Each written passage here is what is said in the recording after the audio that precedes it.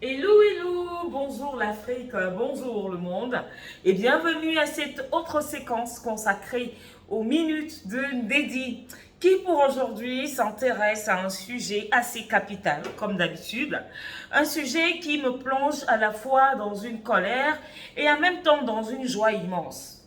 C'est quand même difficile ce mélange, colère et joie. C'est possible depuis quelques heures pour moi et je l'espère également pour vous. Vous savez pourquoi?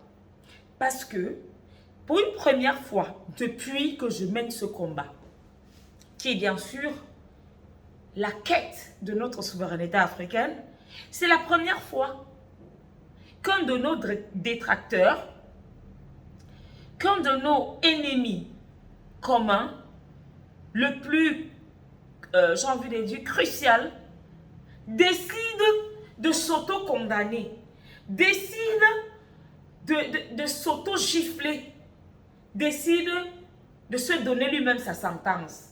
Vous savez laquelle? Celle de mettre la croix sur le continent africain pour les années futures. Notamment, partir de la France-Afrique, abandonner la France-Afrique, laisser le continent africain voler de ses propres ailes. Pour moi, c'est une forme de mea culpa. Mais c'est un mea culpa avec beaucoup d'épines.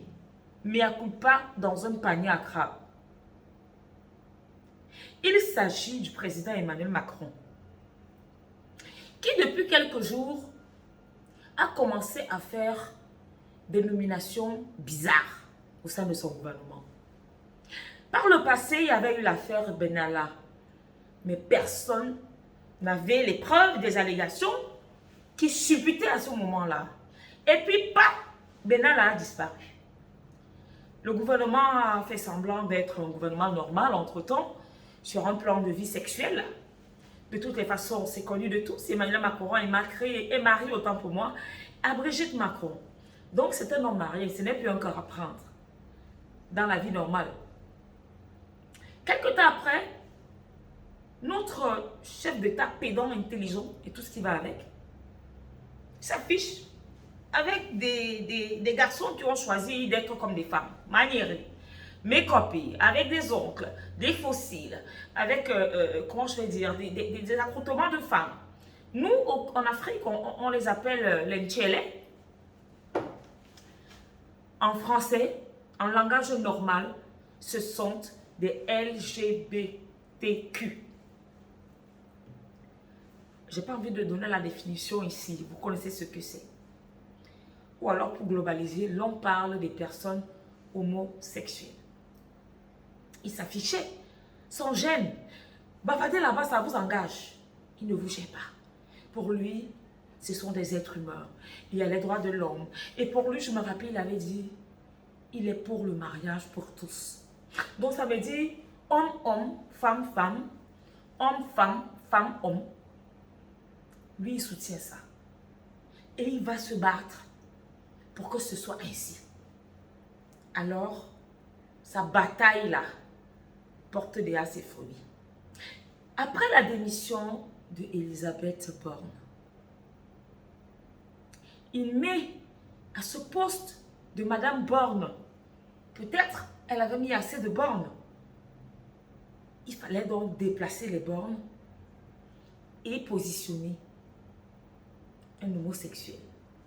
Gabriel Attal, Premier ministre. Et c'est l'un des premiers ministres qui n'a jamais caché, bien avant qu'il ne soit Premier ministre, son orientation sexuelle. La preuve, il vient de faire une fleur. Je ne sais pas si c'est à sa compagne ou à son compagnon, Stéphane Séjourné. Je ne sais pas, excusez-moi, sa compagne ou son compagnon, je ne sais pas qui joue le rôle de l'homme là-bas ou qui joue le rôle de la femme, mais leur relation est connue. Au poste de ministre des Relations extérieures. Donc lui, il va remplacer, moi le seul ministre, le seul patron du Quai d'Orsay qui m'a le plus marqué, c'est Jean-Yves Le Drian, Monsieur Afrique. Donc, en gros, passera son temps à séjourner dans notre continent. Chez Mama Africa. C'est fan séjourner. Viendra séjourner de temps en temps. Chez Mama Africa. Au nom de quoi? Au nom forcément des relations diplomatiques. Au nom des accords militaires et j'en passe, commerciaux et de développement avec la France. Attal va souvent envoyer séjourner. Ou alors Emmanuel Macron va souvent dépêcher ces deux ministres, ce couple de ministres, dans les pays africains. Là n'est pas mon problème. Ce qui, moi, m'intéresse et m'interpelle et me demande de parler ce matin, c'est l'attitude de nos chefs d'État. Vont-ils accepter que ces deux hommes-là, que ce couple d'homosexuels, séjournent chez nous en Afrique au nom de pseudo-collaboration ou encore coopération avec la France. La France d'ailleurs que nous ne voulons plus chez nous. Nous ne la voulons plus. Regardez où ça nous mène. Regardez où ça nous mène.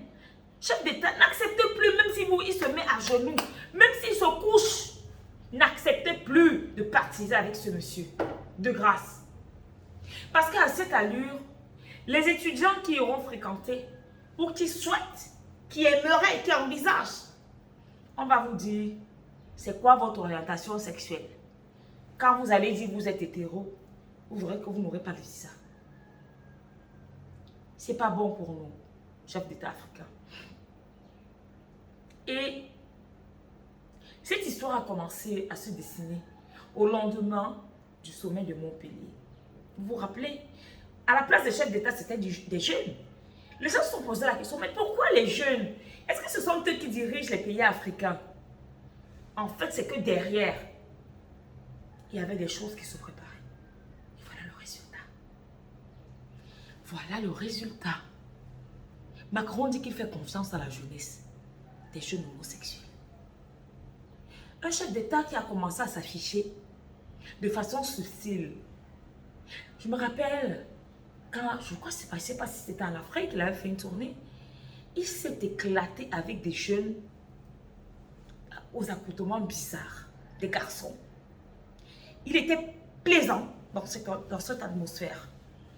Alors vous avez bavardé, il a dit je m'en tape. J'ai ma femme Brigitte. Il y a même une photo que vous voyez là. Brigitte est là assise. Une façon de dire, bon, nous sommes un couple libre. Nous comprenons tout le monde. Il ne faut pas les marginaliser. Aujourd'hui, nous en sommes à ça. Alors, je m'interroge. Chef d'État africain, celui qui osera accepter ce que je vois là, en Afrique, il aura signé son arrêt de mort. Il aura signé son arrêt de mort dans les cœurs des Africains que nous sommes. Ils n'ont qu'à nous faire du chantage, qui nous impose des sanctions au niveau de la Banque mondiale, du FMI et tout ce qui va avec. De l'OMS, nous n'en avons rien à foutre. Ils en ont fait à Yoweri Museveni parce que le président ougandais a validé une loi interdisant l'homosexualité chez lui. Pourquoi vous laissez tranquille la Russie? Donc vous pensez que l'Afrique est votre ballon ou alors un champion où vous allez venir passer vos autres? Mais restez avec les choses là-bas, on n'a pas besoin de ça ici. Vous n'êtes pas venu nous imposer nos orientations sexuelles, mon Dieu. Je vous interpelle, vous qui me suivez, vous êtes 1000 abonnés déjà. Je pense que si chacun de vous partage cette vidéo, on passera de 1000 à 2000 touchés, de 2000 à 3000 touchés, pour que ce message ne rentre pas dans les oreilles des sourds. Sur ce, je vous souhaite un excellent week-end et surtout, restez toujours avec beaucoup de vigilance, les oreilles grandes ouvertes, parce que ce qui se prépare pour 2024, ça sent pas bon. Salam.